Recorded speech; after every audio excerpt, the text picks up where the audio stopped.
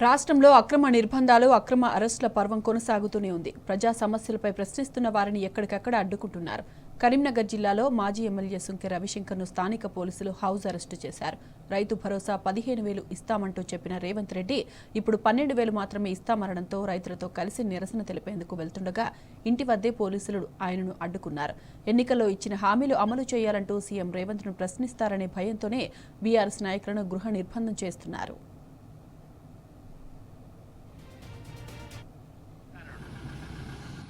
$12,000 ప్రకటించండు. రైతులు అడుగుతున్నారు, సార్ మాకు 15,000 ఇస్తాను సార్, 12,000 ఇస్తుంది సార్, మరి మా పక్షాన నిలబడాలి కదా సార్ ప్రతిపక్షంగా మీరు అని రైతులు అడుగుతున్నారు. రైతులు అందరూ వచ్చారు కాడికి, వందల మంది. రేవంత్ రెడ్డి నిన్న ప్రెస్ మీట్ పెట్టి రైతులు ఎంతో కాలంగా ఎదురుచూస్తున్నటువంటి, మరి ఆశగా ఎదురుచూస్తున్నటువంటి రైతు భరోసా సంక్రాంతికి ఇస్తాడు అనుకొని ఆ నమ్మకం మీద ఉంటే రేవంత్ రెడ్డి మరి చల్లని కబురు చెప్పినట్టుగా ఇవాళ రేవంత్ రెడ్డి 15,000 ఇయ్యం, మేము 12,000 ఇస్తామని చెప్పి మరి ఇవాళ ప్రకటించడం జరిగింది. గత ఎన్నికల హామీలలో 15,000 రూపాయలు ఎకరాన కాంగ్రెస్ ప్రభుత్వం వస్తే కాంగ్రెస్కు ఓటు వేయండి, మేము తప్పకుండా 15,000 ఎకరాన ఇస్తామని చెప్పి ఆనాడు మాట ఇచ్చాడు.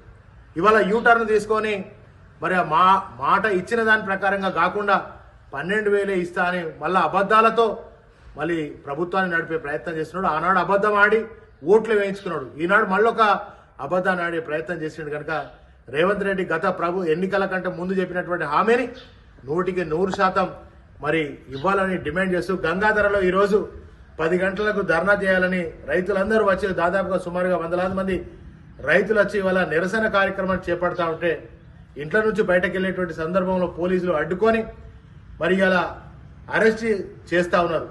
మేము దీన్ని ఖండిస్తా ఉన్నాం. ఇవాళ రేవంత్ రెడ్డి 6 గ్యారెంటీలతో పాటు 7వ గ్యారెంటీ అన్నాడు. 7వ గ్యారెంటీ మరి రాజ్యాంగాన్ని పరిరక్షిస్తాం, ప్రజాస్వామ్యాన్ని పరిరక్షిస్తామని చెప్పినటువంటి రేవంత్ రెడ్డి ప్రభుత్వం ఇలా ప్రజాస్వామ్యాన్ని కూలి చేస్తా ఉన్నది. ఇవాళ కనీసం ఇంట్లో నుంచి బయటకు వెళ్ళలేనటువంటి దౌర్భాగ్య పరిస్థితి మరి ఇవాళ కాంగ్రెస్ పాలనలో తయారైనటువంటి పరిస్థితి. 15,000 రైతు భరోసా ఇచ్చేదాకా కూడా మనం పోరాటం చేద్దామని చెప్పి తెలియజేస్తూ రేవంత్ రెడ్డి ఇప్పటికైనా మరి మళ్ళీ మీ యొక్క మాట ఇచ్చిన దాని ప్రకారంగా 15,000 ఎకరానికి ఇవ్వాలి. కౌలు రైతులకు కూడా ఇస్తానన్నారు. అందరికి ఇవ్వాల్సినటువంటి వాటిని తప్పకుండా ఇవ్వాలని చెప్పి నేను డిమాండ్ చేస్తా ఉన్నాను.